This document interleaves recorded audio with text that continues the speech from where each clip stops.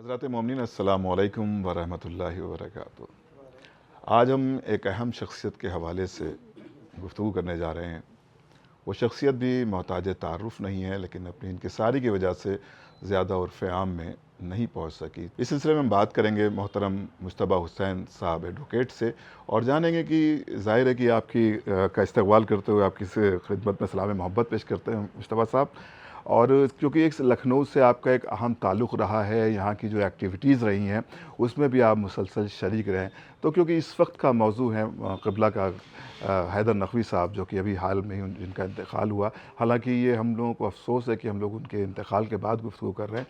वो एक अहम शख्सियत थे, एक अहम घराने से उनका ताल्लुक़ था। हम चाहते हैं कि थोड़ी सी गुफ्तगू आपके हमरा हो जाए कि वो किस घराने से ताल्लुक़ रखते थे, क्या उनकी शख्सियत थी, उसके बाद जो उनकी इंकिसारी थी उसकी भी कुछ वजह होती हैं कि अपने को ख़ुद को गोशा नशीन कर लेना। तो मैं चाहता हूँ कि उनके बारे में कुछ आप थोड़ा सा हमारे नाज़रीन को बता दें। अस्सलाम वालेकुम। आपका बहुत बहुत शुक्रिया कि आपने इतनी ज़हमत गवारा की। और मैं ये बता दूं कि ये वो खानवादा है, वो था इसलिए कि बहुत से लोग इंतकाल फरमा नहीं है, है इसलिए कि अभी भी रिजवान मौजूद हैं। हाँ, खुदा सलामत रखे उनको, खुदा सलामत रखे और आगे उनको दीनी खिदमत और इल्म दीन की खिदमत करने का मौका अता हो। बेशक। ऐसा है कि मैं इनको अरसे दराज से जानता था। इनके वालिद साहब भी मेरे मकान में, अली शब्बर साहब क़िबला भी आए हैं, आते रहे हैं। खाने की फरमाइश, हमने पूछा क्या खाएंगे, कहने खिचड़ी खाऊंगा। ये सादगी, ये उलमाए कराम जो खिचड़ी खाएं, समझ लीजिए उनका मिजाज कितना सादा था। वो इतने कमसुखन थे, इतने ईमानदार, इतने मुरव्वतदार, इतने नेक के अल्फाज नहीं है कि बयान किया जा सके। ये समझ लीजिए, इसमें कोई मुबालगा नहीं है। हाँ, मुबालगा नहीं है। मैं उनके यहाँ जाता था, बराबर जाता था। छोटा सा हुसैनाबाद रईस मंजिल का वो क्वार्टर, जी, वहाँ बैठते थे। फिर उसके बाद एक दुकान मोहम्मद अली हैदर साहब को हम लोगों ने अलॉट कर दी थी। अच्छा। वो भी मुरव्वत में कब्ज़ा नहीं ले रहे थे, कब्ज़ा कराया। मोहम्मद अली हैदर साहब भी उतना ही सीधे, इतना ही शरीफ, इतना ही नेक यहाँ आते थे बराबर। मैं क्या अर्ज़ करूँ, वो दौर, उनकी बातें, कितनी बातें याद हैं। कभी कभी फाके में भी काटा है उन लोगों ने। अल्लाह, ये समझ लीजिए आप, मगर हाथ नहीं फैलाया और चेहरे से मुस्कुराहट नहीं गई। मैंने जब भी उनसे मिला, अक्सर मजालिसों में या अक्सर वो नमाज़ पढ़ने गया तो खुद रईस मंजिल में ही वो नमाज ही पढ़ाते थे हज़रत मुस्लिम अलैहिस्सलाम के रोज़े पर। तो जो उनके चेहरे पर एक सादगी थी और एक मुस्कुराहट से मिलना, आहिस्ता से गुफ्तगू करना, बिल्कुल, तो वो शाइस्तगी जो लालच नहीं थी, कोई बेईमानी का तो सवाल ही नहीं पैदा होता है। और मैं तो बल्कि इससे थोड़ा सा और आगे, उनको जो शख्स अपने हक़ की बात ना कर सके, वो दूसरे के लिए क्या, मतलब दूसरे के माल पे क्यों नज़र डालेगा। उन्होंने, मैं ट्रस्टी, हुसैनाबाद ट्रस्ट का ट्रस्टी था, इलेक्टेड ट्रस्टी था। जी। तो मैं जाता था, पिक्चर गैलरी में ऑफिस था। जी। तो ये हुआ कि उनकी ख्वाहिश थी कि रईस मंजिल में जनाब मुस्लिम का रोज़ा बने। अच्छा, तब तक नहीं था। हाँ, वो अड़चने डालते थे, ट्रस्ट परमिशन देता नहीं था। मैं वहीं बैठ गया, कुछ लोग थे पुराने, आज भी गवाह हैं। जी। बैठ गया और बैठने के बाद मैंने सेक्रेटरी को बुलाया। जी। मैंने कहा अभी परमिशन दीजिए। मैंने उस पर सैंक्शन की, सेक्रेटरी का ऑर्डर जारी कराया। वो आज रोज़ा जो है बहुत अच्छी शक्ल में है, आपने देखा होगा। जी, मैं जाता हूँ। और ये इन्हीं लोगों की ख्वाहिशों और मेहनतों और काविशों, लोगों के ताउन से बन गया। आज एक तामीरी काम, इसमें क़िबला का भी बहुत अहम रोल रहा है। बहुत, इन्हीं का तो रोल। मैं इन्हीं के पास तो जाता था, मैं ट्रस्टी था। जी। तो हम डीएम को समझते नहीं थे उस वक्त। अजी सेठ डीएम थे। तो हम लोगों को ये मालूम था कि हमारे पावर क्या है। हम क्योंकि वकील हैं, लिहाजा जानते हैं कि स्कीम ऑफ मैनेजमेंट में ताकत किसकी होती है, किसके कलम में ताकत होती है। तो ये लोग परेशान भी रहते थे। जाहिर है कि मुदैदर साहब को इसका भी एक अजीम अजर। बिल्कुल। बहरहाल आज अंजुमन गुंचे मेहंदिया उसको जो है देखभाल कर रही है। वहाँ एक लाला हैं जो नुसरत हुसैन साहब, लाला साहब, पूछ लीजिएगा उनसे, वो गवाह हैं। वो कल मुझे परसों मिले थे, कहते आप ही ने तो मेरे सामने ऑर्डर किया। जी। नुसरत हुसैन साहब भी काफ़ी एक्टिव हैं माशाल्लाह से, वो भी अंजुमन गुंचे मेहंदिया के भी हवाले से, और यूँ भी सोशल एक्टिविस्ट हैं वो, और समाज के बहुत से काम कर रहे हैं। ये हुआ एक वाक़या गवर्नर थे उस्मान आरिफ साहब, नक्शबंदी, जी जी मेरे बड़े मरासिम थे। जी जी। उन्होंने मुझसे कहा कि जनाब मैं एक शिया आलिम से मिलना चाहता हूँ। अच्छा। तो मैंने सोचा, दिमाग दौड़ाया, मैंने कहा मोहम्मद अली शब्बर साहब, यानी इनके वालिद साहब। इनके वालिद साहब। जी जी, मोहम्मद हैदर साहब के वालिद साहब। मैं रईस मंजिल गया, मैंने कहा मौलाना आपको गवर्नर के, मैं नहीं जाऊँगा।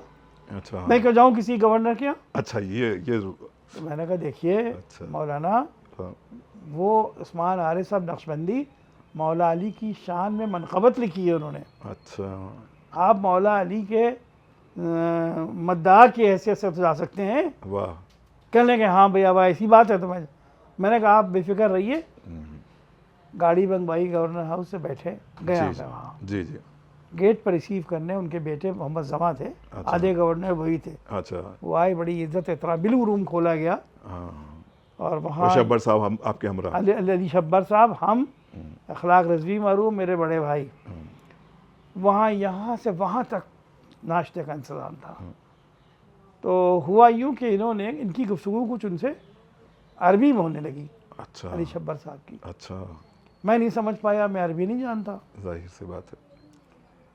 उसके बाद गवर्नर साहब ने मुझे कान में कहा, उस्मान आरिफ साहब नक्शबंदी, जी जी। उनका कि ऐसा है कि मौलाना ने एक दीवान लिखा है और दीवान को छपना है, इनके पास तो पैसे हैं नहीं, मैं छपवा दूंगा। मैंने वो बहुत कान में बात कही थी, मैंने वो बात मौलाना अली शब्बर साहब से कही कि हिज एक्सीलेंसी कह रहे हैं कि वो दीवान छपवा दे। बिगड़ गए। अच्छा। कल इसलिए आप मुझे यहाँ लाए हैं? अच्छा। क्या मैं पैसे लेने किसी के पास जाता हूँ? ओहो। मैं किसी हुकूमत के अहदेदार से महारात लेना नहीं चाहता। मैं शर्मिंदा हो गया कि भाई ठीक है, उनकी ईमानदारी और खुददारी, खुददारी और ये खुददारी और ये सब चीज़ें। फिर उन्होंने कहा कि ये नाश्ता, उनके नाश्ता तो मैं करता नहीं कहीं जाकर। अच्छा, ये भी एहतियात की उन्होंने? नहीं, कुछ नहीं। गवर्नर साहब ने कहा अच्छा, अपने कहने अच्छा बहुत इसरार है, तो अपने हाथ से 2 घूंट चाय बना दी। ये जुमले थे। तो 2 घूंट चाय उस्मान आरिफ साहब ने बनाई और अपने हाथ से दी, वो उन्होंने पी ली। यकीनन ये बड़ा ही दिलचस्प और नसीहत आमेज़ वाक़या है जी। तो इस किस्म के ये लोग थे और इनका डायरेक्ट गुफरा माफ से इनका शजरा है। जी जी, खानवादा और खानवादा, मगर कभी कोई शान नहीं दिखाई, कभी कोई गुरूर नहीं, कभी कोई आम तरीके से मिलना, आम तरीके से रहना। बहुत हम लोग कहते थे कि मौलाना साहब, एक बार हमने कहा कि एक बम्बई में जाने वाले थे, कल अफ्रीका भेज दें इनको। तो हमने कहा मौलाना साहब अफ्रीका जाइए, सारा इंतजाम करा ये मोहम्मद हैदर साहब से जी जी।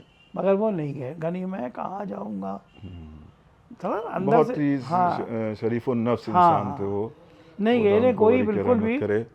बहरहाल ये कि ऐसे लोग जल्दी देखने को नहीं। अच्छा, कोई वाक़या मोहम्मद हैदर साहब का, जैसा भी आपने उनके वालिद साहब का बताया, कुछ ऐसा वाक़या जो उनकी रूह के लिए भी साले सवाब हो, जो हमारे नाज़रीन हो उनको भी थोड़ी सी इन्फॉर्मेशन हो कि एक सादा इंसान होते हुए भी कितना बड़ा इंसान होता है वो? मोहम्मद हैदर साहब ट्यूशन पढ़ाते थे बच्चों को। हाँ, और ज़फ़र हुसैन खान साहब IAS से इंतकाल फरमा गए जी। उनके लड़के 2 हैं, एक तो IG है, ADG है बिहार में। अच्छा, इस वक्त हसनैन नाम है, क्या नाम उनका? जी जी जी, वो मुलाकात है। जी जी जी, वो इनके पास आता भी। हाँ। ये कमसुखन थे, मुंह से फरमाइश नहीं करते थे। हाँ। हम लोग चाहते थे कि आए कुछ, पहले साइकिल से आते थे, फिर वो उन्होंने वो ख़रीदी, मोपेड नहीं होती है जी जी, वो, मैं नहीं हैदराबाद में रहता था, जी जी, बराबर आते थे।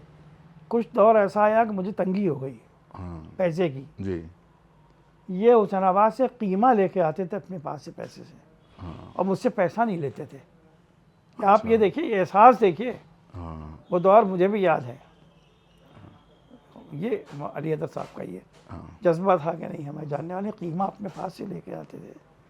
ये तंगी में है तो हर इंसान तंगी से गुजरता है कभी। सही सही। तो मैं भी कोई शान बघारने का आदी नहीं है, मेरी कोई शान ही नहीं है। शान तो अल्लाह की और किसी की है ही नहीं। बेशक बेशक, अल्लाह अहले बैत ही की शान है बस, और किसी की शान नहीं। झूठ बोलता है, उसको दिमागी जो दिया है, जो मिला है, सब उसी की अता पर मबनी है। तो अली हैदर साहब बहुत बार आते थे, हम लोग बैठते थे, बातचीत करते थे जी। ऐसे लोग मिलेंगे नहीं, ऐसे लोग नहीं मिलेंगे। रिजवान में अल्लाह ने कुछ सलाहियतें दी हैं, खुदा उसको कामयाब, अल्लाह खुदा कामयाब करे, तरक्की करें, कौमी खिदमत करें और अपनी बहनों का ख्याल रखें। बेशक। किसी की शादी नहीं हुई है। जी जी जी। इनके भाई भी अभी किसी अच्छी तरह इस्टेब्लिश नहीं है। यानी एक दुकान इनका जगह, एक जगह का टुकड़ा इनको अलॉट कर दिया था। जी जफर हसन खान साहब स्टेट ऑफिसर थे, डायरेक्टर स्टेट थे जी जी जी। वहाँ। तो वो मायावती जी वहाँ आ गई, ले ली जगह उन्होंने, अच्छा जहाँ पे उनका ये नहीं है कमला त्रिपाठी कोठी के बराबर। अच्छा। कभी लड़े नहीं, कभी झगड़ा नहीं, कभी असर्ट नहीं किया। हम लोग तो बाकायदा वहाँ नमाज पढ़ाते थे। कुछ हम हुसैनाबाद ट्रस्ट में जो हम लोगों से हो सका, जी जी। जो हम लोगों से हो सका वो हम लोगों ने किया, इनकी मदद में किया। मगर वो मराद के लिए कभी बोलते नहीं थे मुँह से। सही, क्योंकि इनका ताल्लुक़ ख़ानदान इज्तिहाद से था। गुफ़रान माब साहब वहीं तदफ़ीन भी आपकी हुई। लेकिन जैसा कि अभी आपने बताया कि ये उनका ददियाली है, असल जी, है, ये जैसा कि उनके बच्चों ने। ये दिलदार अली गफरान माब साहब। जी जी, मैं चाहता हूँ इनके बारे में थोड़ा सा आप वजाहत कर दें कि इनका जो ताल्लुक़ है वो किस हवाले से। देखिए, दिलदार अली गफरान माब साहब जो हैं जी वो उनके बेटे थे, ये रिजवान माब साहब। जी। रिजवान नाम के बेटे थे डिप्टी अली अकबर साहब, डिप्टी कमिश्नर थे ये। अच्छा। उनके बेटे अबू जाफ़र साहब, जी ये सब मौलाना थे। जी जी। अबू जाफ़र साहब के बेटे आयतुल्ला अली शब्बर साहब, यानी मोहम्मद हैदर साहब के वालिद वालिद। उसके बाद और ये रिजवान हैदर साहब के दादा। हाँ। और गफरान माब साहब जो वो शख्सियत, और इनकी रिश्तेदारी उनसे भी है, अमजद अली शाह से भी रिश्तेदारी न जारी होती है। यानी रॉयल फैमिली से हाँ, ताल्लुक़ वो भी आपका। है। तो वो दो रिश्ते इनके हुए। और ये मगर कभी कभी फरमाइश नहीं, कुछ नहीं। इन्होंने जो दिलदार अली गफरान साहब थे, बादशाह जावद के थे, उन्होंने बुलाया, इतनी दीनी खिदमत की है। आज उनका लखनऊ की जो मरकज़ बना है दारी का, जी जी। उनकी बहुत बड़ी देन है। तो यानी ये बादशाह ने घराना अपना- जो है डॉक्टर कल्बे जी, सादिक जी, साहब जी। वाला, मौलाना ये ननियाल में से आबिद साहब वगैरह, और इस वक्त मौजूद ये भी नवासों में से है। नफ़ी साहब, ये बिल्कुल अजीज़ थे। बिल्कुल। हाँ हाँ। तो बादशाह ने अपना ताज उतार के जी जी। दिलदार अली गफरान माब साहब के सर पे रख दिया था। हाँ, और उनकी इल्मी सलाहियतों से मरूब होकर। सर उन्होंने इनको बहुत कुछ सीख भी दी, जी बादशाह को।